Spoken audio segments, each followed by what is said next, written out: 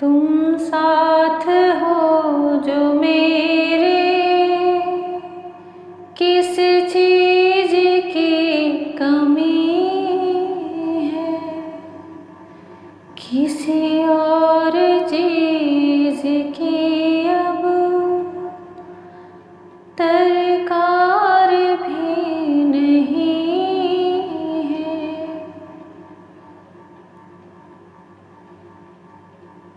मेरा आपकी कृपा से सब काम हो रहा है।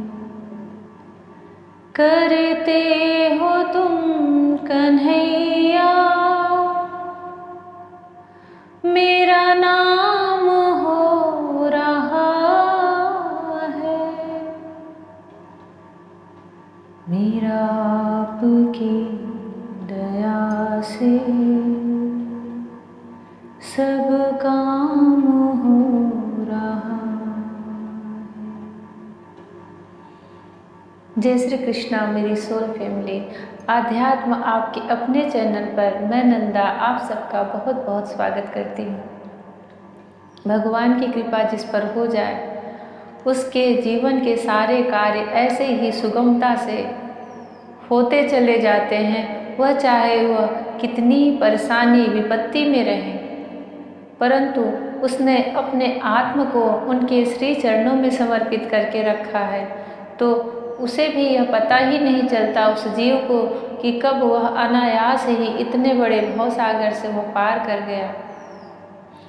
मैंने अपने जीवन में भी ऐसे कई लोगों की साक्षात अनुभव किए हैं जिनके ऊपर इतनी परेशानी इतनी विपत्तियां दिखाई देती थी कि लगता था कि कैसे पार पाएंगे, पर होते थे वह सद्भक्त, अच्छे गुणों वाले, भगवान के प्रति एक सच्ची निष्ठा और श्रद्धा रखने वाले। ऐसा नहीं कहूँगी कि वे लोग रात दिन भगवान के पूजन में ही लगे रहते थे, पूरे घर गृहस्थी के कामों में पूरी तरह से तन्मय और उन्हीं में चिंताग्रस्त परेशान, परंतु मन उनका एक जो सतगुण वाले होते हैं, महात्मा होते हैं और कभी किसी का बुरा नहीं करने वाले होते हैं। वह विपत्तियां वह परेशानी तो वह उनके प्रारब्ध से आई हुई होती हैं, परंतु वर्तमान में उनका मन उनका अंतःकरण बहुत ही शुद्ध, बहुत ही शांत, सबका भला सोचने वाले, सबका हित सोचने वाले।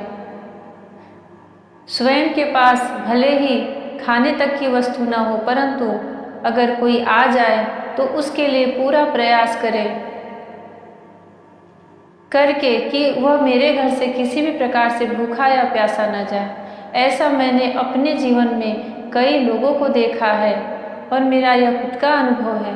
उनके जीवन की सारी विपत्तियां भगवान ऐसे ही हर लिए जैसे स्वप्न से कोई जगता है तो उसे बिल्कुल एहसास होता है कि अरे यह सब जो था वो स्वप्न में कितनी भी बड़ी बड़ी विपत्तियां देखें, परंतु नींद टूटने पर उसे समझ में आता है कि यह स्वप्न था। और आज उनके जीवन में इतनी खुशियां हैं, स्थिरता है, प्रसन्नता है कि वह समय भी याद करो तो अंदर से मनुष्य हिल जाए कि मैंने ही वह सब परेशानियों का सामना किया है।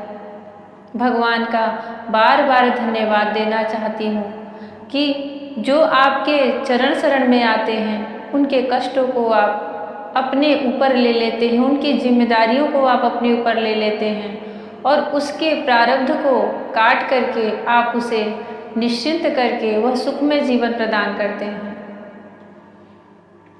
जय श्री कृष्णा। महाराज पृथु भगवान के शरणागत भक्त थे और वह उन्हें ही अपना सब कुछ मानते थे। राजा बन करके उन्होंने प्रजा का किस प्रकार पालन किया और प्रजा को एक धर्मोचित न्यायोचित उपदेश दिया ताकि आगे चल के ये प्रजा धर्म का सदुपयोग करके अपने जीवन को एक अच्छी दिशा अच्छा मार्ग प्रदान कर सके। श्रीमद् भागवत महापुराण का चतुर्थ स्कंध चल रहा है और जो लोग भी श्रीमद् भागवत महापुराण के इन मंत्रों का जप कर रहे हैं, श्रवण कर रहे हैं, चिंतन कर रहे हैं, वह इसे पूरा अवश्य करें और जब भी प्रारंभ करें तो इसके महात्म्य से इसको प्रारंभ करें ताकि उनका यह श्रीमद् भागवत महापुराण संपूर्ण हो और एक क्रम से हो, जैसे किसी चीज़ का अनुष्ठान किया जाता है, पाठ किया जाता है। क्योंकि इसमें श्रीमद् भागवत महापुराण के वेद व्यास जी के लिखे हुए संस्कृत के एक एक शब्दों का मैं हिंदी के बिल्कुल सरल भाषा में उच्चारण करती हूँ ताकि जो भी सुन रहे हैं वह सहजता से इसे समझ सकें। इसकी हिंदी भी बहुत कठिन है, जैसी हिंदी इसमें लिखी हुई है वैसे पढ़ दें तो समझना मुश्किल हो जाएगा। जब भी इसको सुने मन को पूरी तरह से भगवान में समर्पित करके रखें, वह समय आप अपने लिए निकालें और तन्मय होकर के भगवान के स्वरूप का ध्यान करके उनसे यही प्रार्थना करें कि जैसी मेरी बुद्धिमती है, जैसे मेरे संस्कार हैं, मैं आपकी इस कथा को अपनी बुद्धि के अनुसार मैं समझ सकूं, आपकी लीलाओं को मैं समझ सकूं, आप मुझसे क्या कहना चाहते हैं। श्री मैत्रेय जी कहते हैं, विदुर जी, उस समय महाराज पृथु का नगर सर्वत्र मोतियों की लड़ियों, फूलों की मालाओं, रंग बिरंगे वस्त्रों, सोने के दरवाजों और अत्यंत सुगंधित धूपों से सुशोभित था। पूर्वाभिमुख सरस्वती नदी के तट पर महाराज पृथु ने 99 अश्वमेध यज्ञ पूर्ण कर लिए। उस यज्ञ में इंद्र के विघ्न करने पर और महाराज के कुपित होने पर ब्रह्मा जी स्वयं आते हैं और राजा पृथु को समझाते हैं। यज्ञ की पूर्णावति पर उन्हें यह समझाते हैं कि 100 यज्ञ रहने दो, आपके 99 यज्ञ ही बहुत हैं। आप तो उस परम ब्रह्म के अंश हो, आपको स्वर्ग की क्या आवश्यकता। इससे पृथु अपने 100 यज्ञ को वहीं पर रोक देते हैं। भगवान श्री हरि उन पर प्रसन्न होकर वहाँ साक्षात प्रकट होते हैं और उन्हें ज्ञान का उपदेश करते हैं, प्रजा पालन का उपदेश करते हैं, उन्हें दर्शन देते हैं, उन पर अपनी स्नेह, अपनी करुणा बरसाते हैं। राजा पृथु सबकी पूजा अर्चना करते हैं और उस यज्ञ में जितने भी देवता, राक्षस, यक्ष, किन्नर, मनुष्य, पशु, पक्षी, जो लोग भी आए थे, ऋषि, महर्षि, मुनि, सबकी पूजा अर्चना करते हैं, सबको भेंट प्रदान करते हैं और सबसे आशीर्वाद लेते हैं। भगवान के अपने परम धाम पे चले जाने पर यज्ञ में आए हुए सभी लोग अपने अपने स्थान को चले जाते हैं। महाराज पृथु फिर वहाँ से अपने नगर को लौट आते हैं। उस नगर को इतनी धूमधाम से सजाया गया था, एक उत्सव की तरह, क्योंकि महाराज लौट रहे थे। उस समय महाराज पृथु का नगर सर्वत्र मोतियों की लड़ियों से, फूलों की मालाओं, रंग बिरंगे वस्त्रों, सोने के दरवाजों और अत्यंत सुगंधित धूपों से सुशोभित था। उसकी गलियां, चौक और सड़कें चंदन और अर्गजे के जल से सींच दी गई थी तथा उसे पुष्प, अक्षत, फल, यवांकुर, खील और दीपक आदि मांगलिक द्रव्यों से सजाया गया था। श्रीमद् भागवत महापुराण के पढ़ने पर यह पता चलता है कि पूर्व काल में नगरों को कैसे सजाया जाता था। जो वर्णन यहाँ पर हो रहा है, यह वर्णन बार बार सुनने को मिलेगा। जब कोई राजा वापस लौट कर आता था या फिर कोई भक्त आता था या भगवान श्री कृष्ण की छवि का जब वर्णन होता है कि वह जब कहीं भी पधारते थे, जब प्रसन्नता, प्रजा के मन में किसी चीज़ का उत्साह रहता था, तो इतनी सूक्ष्म तरीके से श्री वेद व्यास जी मुनि ने इसको लिखे हैं कि अपने आँखों के सामने, नेत्रों के सामने वो पूरी छवि घूम जाती है। ऐसा लगता है कि वह युग, वह काल, वह समय, वह राज्य, वह नगर हमारे आँखों के सामने दिख रहा है। उसकी गलियां, चौक और सड़कें चंदन और अर्गजे के जल से सींच दी गई थी तथा उसे पुष्प, अक्षत, फल, यवांकुर, खील और दीपक आदि मांगलिक द्रव्यों से सजाया गया था। यवांकुर यानी जो अंकुरित हुए जौ और ये सब रहते हैं, और खील जो धान के लावा होते हैं उनको खील बोलते हैं। वह ठौर ठौर पर रखे हुए फूल फल के गुच्छों से युक्त केले के खंभों और सुपारी के पौधों से बड़ा ही मनोहर जान पड़ता था, तथा सब और आम आदि वृक्षों के नवीन पत्तों की बंधनवारों से विभूषित था। जब महाराज ने नगर में प्रवेश किया तब दीपक, उपहार और अनेक प्रकार की सामग्री, मांगलिक सामग्री लिए हुए प्रजाओं ने तथा मनोहर कुंडलों से सुशोभित सुंदरी कन्याओं ने उनकी अगवानी की। शंख और दुदुम्भी आदि बाजे बजने लगे, ऋत्विजगण वेद ध्वनि करने लगे, बंदी जनों ने स्तुति गान आरंभ कर दिया। यह सब देख और सुनकर भी उन्हें किसी प्रकार का अहंकार नहीं हुआ। इस प्रकार वीरवर पृथु ने राजमहल में प्रवेश किया। मार्ग में जहाँ तहाँ पूर्ववासी और देशवासियों ने उनका अभिनंदन किया। उन परम यशस्वी महाराज ने भी उन्हें प्रसन्नतापूर्वक अभीष्ट वर देकर संतुष्ट किया। महाराज पृथु महापुरुष और सभी के पूजनीय थे। उन्होंने इसी प्रकार के अनेकों उदार कर्म करते हुए पृथु का शासन किया और अंत में अपने विपुल यश का विस्तार कर भगवान का परम पद प्राप्त किया। सूत जी कहते हैं, मुनिवर सौनक जी, इस प्रकार भगवान मैत्रेय के मुख से आदिराज पृथु का अनेक प्रकार के गुणों से संपन्न और गुणवानों द्वारा प्रशंसित विस्तृत सुयश सुनकर परम भागवत विदुर जी ने उनका अभिनंदन करते हुए कहा। विदुर जी बोले, ब्राह्मणों ने पृथु का अभिषेक किया, समस्त देवताओं ने उन्हें उपहार दिए। उन्होंने अपनी भुजाओं में वैष्णव तेज को धारण किया और उससे पृथ्वी का दोहन किया। उनके उस पराक्रम के उच्छिष्ट रूप विषय भोगों से ही आज भी संपूर्ण राजा तथा लोकपालों के सहित समस्त लोग इच्छानुसार जीवन निर्वाह करते हैं। भला ऐसा कौन समझदार होगा जो उनकी पवित्र कीर्ति न सुनना चाहेगा। अतः अभी आप मुझे उनके कुछ और भी पवित्र चरित्र सुनाइए। अभी विदुर जी का मन भरा नहीं है, उन्हें राजा पृथु के और चरित्रों को सुनना है। श्री मैत्रेय जी ने कहा, साधु श्रेष्ठ विदुर जी, महाराज पृथु गंगा और यमुना जी के मध्यवर्ती देश में निवास कर अपने पुण्य कर्मों के क्षय की इच्छा से प्रारब्धवश प्राप्त किए हुए भोगों को ही भोगते थे।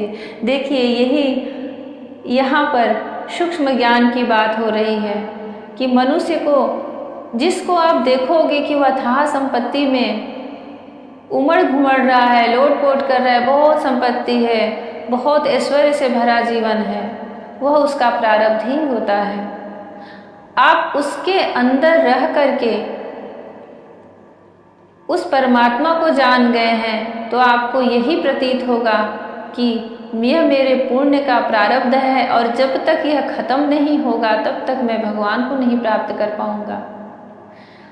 जब मन में ऐसे उद्गार, ऐसे विचार, ऐसा वैराग्य आता है तो उस जीव को वह सुख भी बहुत पीड़ादायक लगने लगता है। उसे वहाँ पर जरा भी सुख प्रतीत नहीं होता, क्योंकि उसे यह समझ में आ जाता है कि यह मेरे पूर्व पुण्य के प्रारब्ध का फल है जो मैं इसमें अभी हूँ, और जब तक यह पूर्ण नहीं होगा मैं श्रीहरि को नहीं प्राप्त कर पाऊंगा।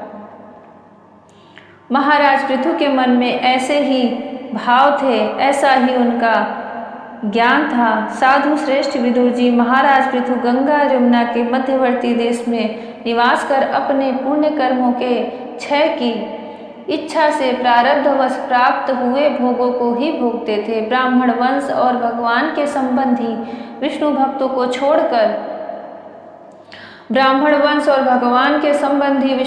को छोड़कर उनका सातों द्वीपों पर सभी पुरुषों पर अखंड एवं अबाध शासन था।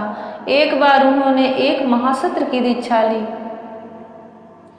उस समय वहाँ देवताओं, ब्रह्मर्षियों और राजर्षियों का बहुत बड़ा समाज एकत्र हुआ। उस समाज में महाराज पृथु ने उन पूजनीय अतिथियों का यथा योग्य सत्कार किया और फिर उस सभा में नक्षत्र मंडल में चंद्रमा के समान खड़े हो गए। उनका शरीर ऊंचा, भुजाएं भरी और विशाल, रंग गोरा, नेत्र कमल के समान सुंदर और अरुण वर्ण, नासिका सुघड़, मुख मनोहर, स्वरूप स्वयं, कंधे ऊंचे और मुस्कान से युक्त दंत पंक्ति सुंदर थी। उनकी छाती चौड़ी, कमर का पिछला भाग स्थूल और उधर पीपल के पत्ते के समान सुडौल तथा बल पड़े हुए होने से और भी सुंदर जान पड़ता था। नाभि भंवर के समान गंभीर थी, शरीर तेजस्वी था, जंघाएं स्वर्ण के समान दीप्यमान थी तथा पैरों के पंजे उभरे हुए थे। उनके बाल बारीक, घुंघराले, काले और चिकने थे। गर्दन शंख के समान उतार चढ़ाव वाली तथा रेखाओं से युक्त थी। यह भगवान श्रीहरि के अंश कला अवतार के श्री विग्रह का वर्णन हो रहा है। गर्दन शंख के समान उतार चढ़ाव वाली तथा रेखाओं से युक्त थी और वे उत्तम बहुमूल्य धोती पहने और वैसे ही चादर ओढ़े थे। दीक्षा के नियमानुसार उन्होंने समस्त आभूषण उतार दिए थे। इसी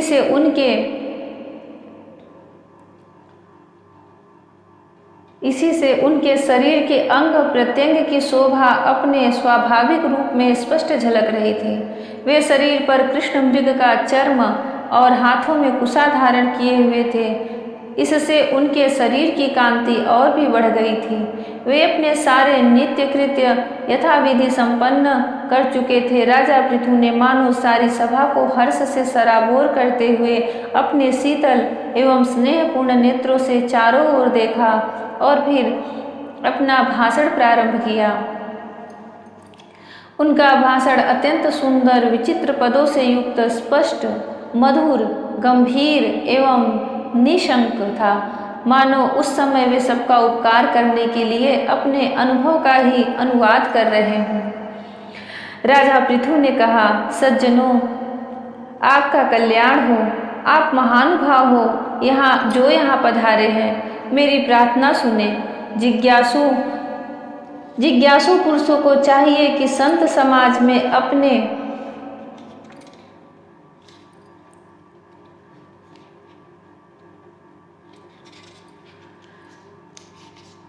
निश्चय का निवेदन करें। इस लोक में मुझे प्रजाजनों का शासन, उनकी रक्षा, उनकी आजीविका का प्रबंध तथा उन्हें अलग अलग अपनी मर्यादा में रखने के लिए राजा बनाया गया है। अतः इनका यथावत पालन करने से मुझे उन्हीं मनोरथ पूर्ण करने वाले लोकपालों की प्राप्ति होनी चाहिए, जो वेदवादी मुनियों के मतानुसार संपूर्ण कर्मों के साक्षी श्रीहरि के प्रसन्न होने पर मिलते हैं। जो राजा प्रजा को धर्म मार्ग की शिक्षा न देकर केवल उससे कर वसूल करने में लगा रहता है, वह केवल प्रजा के पाप का ही भागी होता है और अपने ऐश्वर्य से हाथ धो बैठता है। अतः प्रिय प्रजाजन, अपने इस राजा का परलोक में हित करने के लिए आप लोग परस्पर दोष दृष्टि छोड़कर हृदय से भगवान को याद रखते हुए अपने अपने कर्तव्य का पालन करते रहिए, क्योंकि आपका स्वार्थ भी इसी में है और इस प्रकार मुझ पर भी आपका बड़ा अनुग्रह होगा।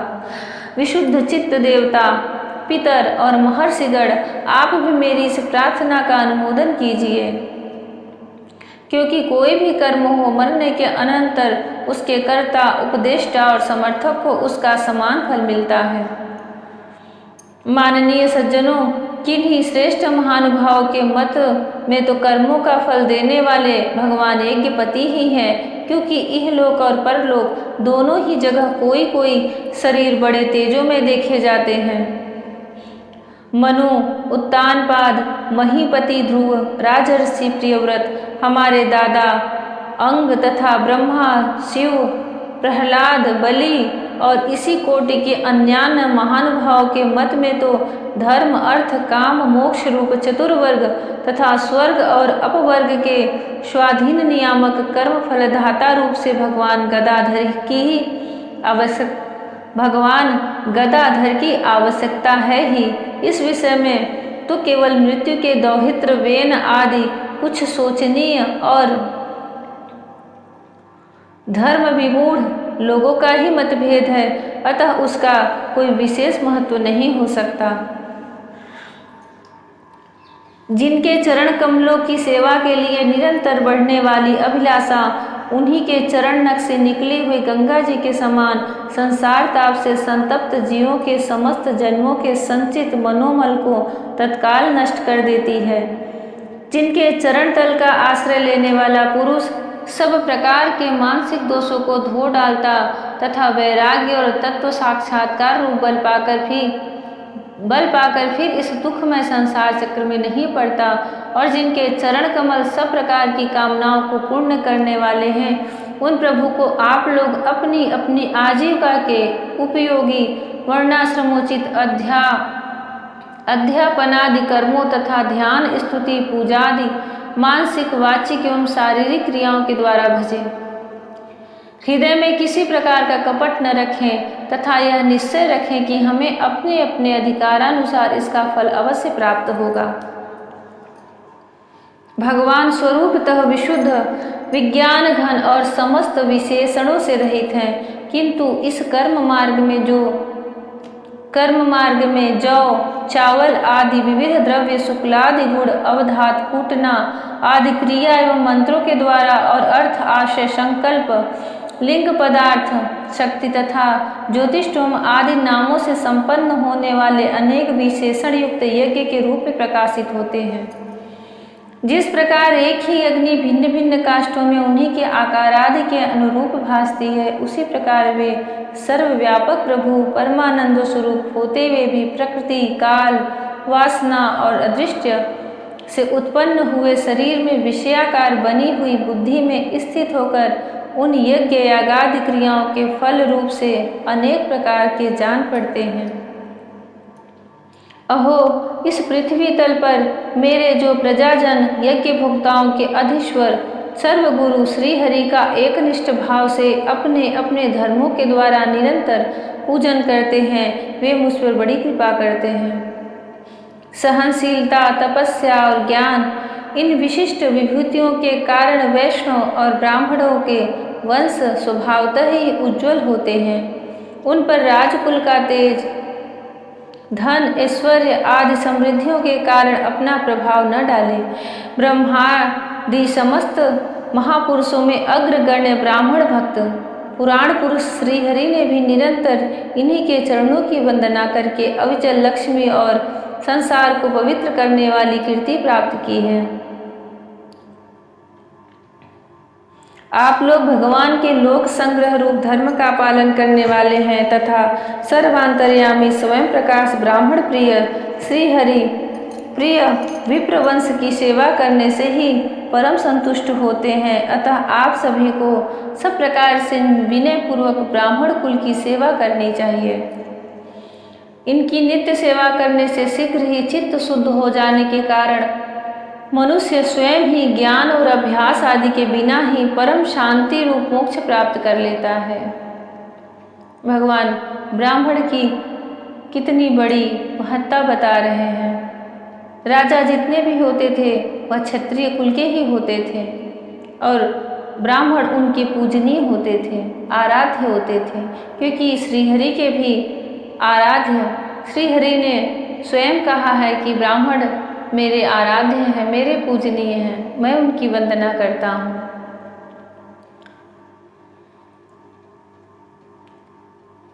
इनकी नित्य सेवा करने से शीघ्र ही चित्त शुद्ध हो जाने के कारण मनुष्य स्वयं ही ज्ञान और अभ्यास आदि के बिना ही परम शांति रूप मोक्ष प्राप्त कर लेता है।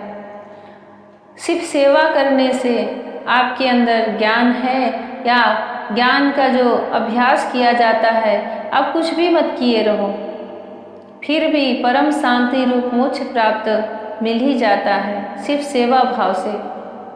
अतः लोक में इन ब्राह्मणों से बढ़कर दूसरा कौन है जो हविष्य भोजी देवताओं का मुख हो सके। ब्राह्मण को जो भोजन कराया जाता है किसी भी पूजा पाठ के उद्यापन में, वह भोजन इस भाव से कराएं कि मैं यह भोजन श्रीहरि को करा रहा हूँ, क्योंकि ब्राह्मण भगवान के मुख माने गए हैं। अग्नि भी भगवान के मुख होते हैं, क्योंकि अग्नि में जो आहुति डाली जाती है वह भी सब देवताओं को और श्रीहरि को प्राप्त होता है, इसीलिए यज्ञ किया जाता है। और ब्राह्मण को भी जब भोजन कराया जाता है तो वह भी भगवान श्रीहरि को ही प्राप्त होता है, परंतु आपका भाव ऐसा होना चाहिए। आप ब्राह्मण तो बुला लिए परंतु मन में वह श्रद्धा नहीं है, सिर्फ एक कार्य को पूरा करना है, उस नियम को पूरा करना है, इसके लिए आप यह सब कर रहे हैं, तो आपको फल भी वैसा ही प्राप्त होगा। चाहे आप 100 ब्राह्मण खिला लो, 1000 ब्राह्मण खिला लो, अहंकार में खिलाओगे, किसी भी तरह का कोई भी मन में अहंकार आ गया, मद आ गया, अभिमान आ गया, या फिर आप बस ये सोच लो कि मैं ये प्रक्रिया पूरा कर रहा हूँ, फल मिलेगा, परंतु जैसा इसमें लिखा गया है कि आपने यह मान लिया एक ही ब्राह्मण को भोजन कराओ, परंतु आप जब खिला रहे हो तो यह सोच लो कि यह श्रीहरि के ही पास जा रहा है। तो जैसा आप भाव रखोगे वैसा ही फल प्राप्त होता है।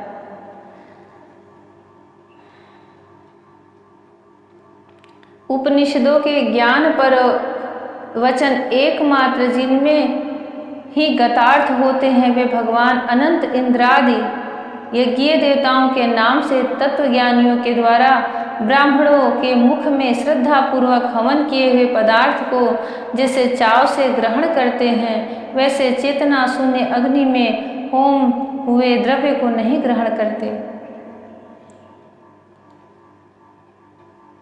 सभ्यगण जिस प्रकार स्वर्ण दर्पण में प्रतिबिंब का भान, स्वच्छ दर्पण में प्रतिबिंब का भान होता है, उसी प्रकार जिससे इस संपूर्ण प्रपंच का ठीक ठीक ज्ञान होता है, उस नित्य शुद्ध और सनातन ब्रह्म वेद को जो परमार्थ तत्व की उपलब्धि के लिए श्रद्धा, तप, मंगलमय आचरण, स्वाध्याय विरोधी वार्तालाप के त्याग तथा संयम और समाधि के अभ्यास द्वारा धारण करते हैं, उन ब्राह्मणों के चरण कमलों की धूलि को मैं आयु पर्यंत अपने मुकुट पर धारण करूं, क्योंकि उसे सर्वदा सिर पर चढ़ाते रहने से मनुष्य के सारे पाप तत्काल नष्ट हो जाते हैं और संपूर्ण गुण उनकी सेवा करने लगते हैं।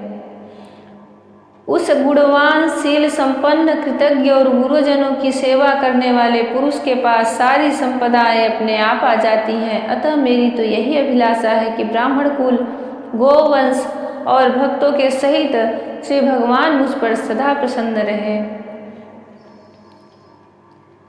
ब्राह्मणों की स्तुति वंदना तो बताया जा रहा है, परंतु ब्राह्मण हो भी वैसे।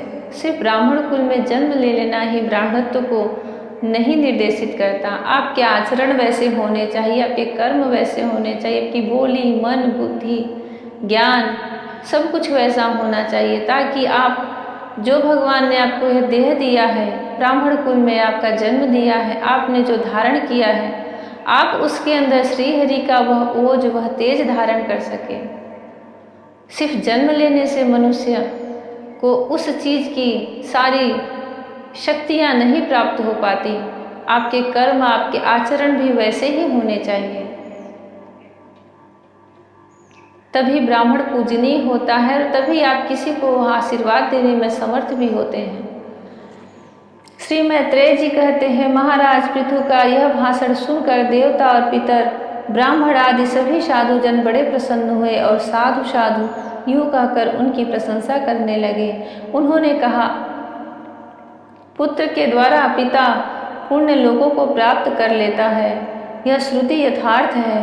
पापी वेन ब्राह्मणों के श्राप से मारा गया था, फिर भी इनके पुण्य बल से उसका नरक से निस्तार हो गया, क्योंकि महाराज पृथु वेन के ही पुत्र थे। इसी प्रकार हिरण्यकशिपु भी भगवान की निंदा करने के कारण नरकों में गिरने वाला ही था कि अपने पुत्र प्रहलाद के प्रभाव से उन्हें पार कर गया। वीरवर पृथु जी, आप तो पृथ्वी के पिता ही हैं और सब लोकों के एकमात्र स्वामी श्री हरि में भी आपकी ऐसी अविचल भक्ति है, इसलिए आप अनंत वर्षों तक जीवित रहें। ब्राह्मण उनसे प्रसन्न होकर के उन्हें आशीर्वाद दे रहे हैं। आपका श्रेयस बड़ा पवित्र है, आप उदार कीर्ति ब्राह्मण देव श्री हरि की कथाओं का प्रचार करते हैं। हमारा बड़ा सौभाग्य है, आज आपको अपने स्वामी के रूप में पाकर हम अपने को भगवान के ही राज्य में समझते हैं। स्वामी अपने आश्रितों को इस प्रकार श्रेष्ठ उपदेश देना आपके लिए कोई आश्चर्य की बात नहीं है, क्योंकि अपनी प्रजा के ऊपर प्रेम रखना तो करुणामय महापुरुषों का स्वभाव ही होता है। हम लोग प्रारब्धवश विवेकहीन होकर संसारारण्य में भटक रहे थे, सो प्रभु आज आपने हमें इस अज्ञानांधकार के पास पहुंचा दिया।